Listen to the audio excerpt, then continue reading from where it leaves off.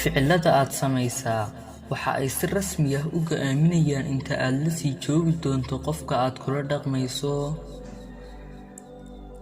in aad bulshada la damacdo horumar iyo wanaag waa albaabka laga gala fiicnaanta iyo horumarka dadban ee naftaada.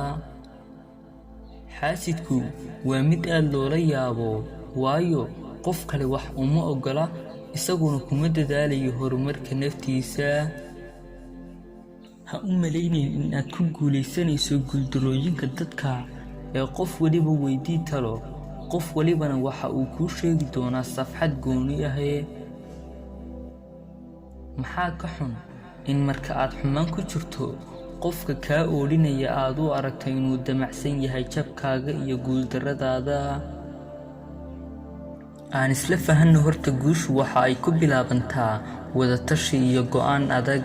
ee la tasha dadka, hana ka shakiyin iyaga oo yaan lagu necbaysiin. ha ku seetoobin cadow raadis iyo cadowsi, ee mar waliba qalbigaaga dhig naxariis, deganaan iyo dabacsanaan aadna kula dhaqmaysa khalqiga. wasalaamu calaykum waraxmatullaahi wabarakaatuh.